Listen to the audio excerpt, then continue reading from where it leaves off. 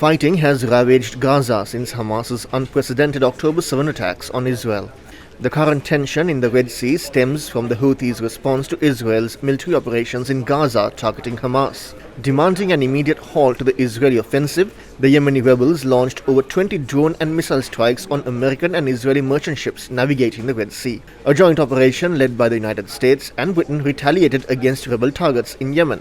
In a dramatic escalation of the Yemeni conflict last week, countries led by the United States and Britain launched a series of airstrikes against Houthi rebel targets across Yemen as a direct response to recent Houthi attacks on commercial vessels in the Red Sea. The US alleges that Iran is backing the Houthis in their attacks. On Monday, Iran's Islamic Revolution Guards Corps said it had fired barrages of ballistic missiles at an Israeli espionage center of the Israeli regime's Mossad spy agency in the Iraqi Kurdistan region. The US consulate in Erbil, Iraq is also located in close proximity to the Mossad safe house. That same night, Iran also hit targets allegedly linked to ISIL in northern Syria, saying it was defending its security and countering terrorism. Iran launched attacks in Pakistan targeting what it described as bases for the militant group Jaish al-Adl, potentially further raising tensions in the Middle East already roiled by Israel's war on Hamas in the Gaza Strip.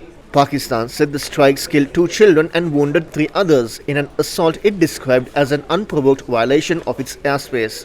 Pakistan also said the violation of Pakistan's sovereignty is completely unacceptable and can have serious consequences. Pakistan recalled its ambassador from neighboring Iran, the Pakistani foreign ministry said amid unprecedented tension between the two nations. Notably, Iran had used ballistic missiles that can travel over 1,000 kilometers to carry out these attacks, and were the first such attacks in many years. China has asked Pakistan and Iran to show restraint and avoid actions that could escalate tensions. A Greek-owned Maltese-flagged cargo ship was reportedly hit by a rocket as it sailed close to the coast of Yemen, amid a sharp uptick in attempted strikes on civilian vessels in the Red Sea by Houthi rebels. No injuries have been reported among the crew members. Israel's army said it had conducted aerial and artillery strikes on Hezbollah targets within a short amount of time in the Sluki Valley area. They said the strikes were the most intense on one single area since Iran-backed Hezbollah and Israel began exchanging near-daily cross-border fire in the wake of the Israel-Hamas war that began on October 7th.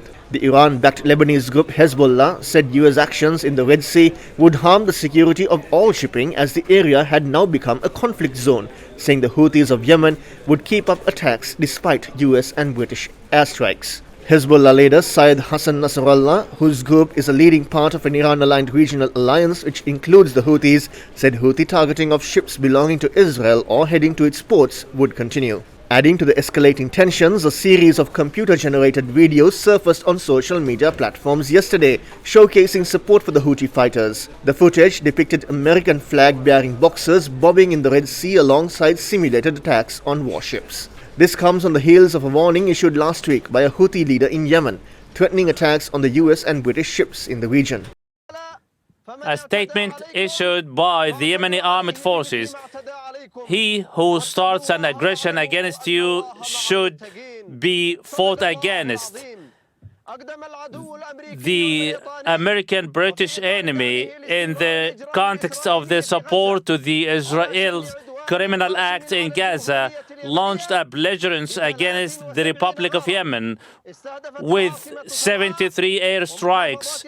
The British-American enemy is held totally liable for their criminal belligerence against our Yemeni people. This belligerence cannot go unpunished. This cannot go without a response. The Yemeni armed forces will not hesitate to target the origin of any threats, together with all enemy targets in the land or on the sea, to defend Yemen's sovereignty and independence. This belligerent aggression cannot dent the Yemeni armed forces from supporting the Palestinian people. The Yemeni armed forces reiterate they will continue to prevent Israeli vessels or those headed to the occupied Palestinian seaport from navigating in the Arab or the Red Sea. And God is our rock, and He is a disposer of all affairs. Long live Yemen, free and independent. The US military launched its third strike on Tuesday against Houthi militants in Yemen, destroying 4 anti-ship ballistic missiles prepared to launch at ships in the Red Sea. The simmering conflict in the Middle East has escalated dramatically, spilling over from Israel and Palestine into Lebanon, Yemen, Iran and now Pakistan, with the volatile Red Sea at its epicenter.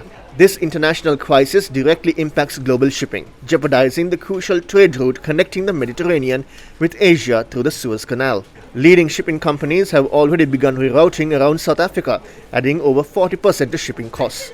Newsfirst issued a timely warning weeks ago about the potential risks of Sri Lanka getting embroiled in this conflict. And now Sri Lanka finds itself taking a serious step as the president announced the deployment of a navy ship to the Red Sea.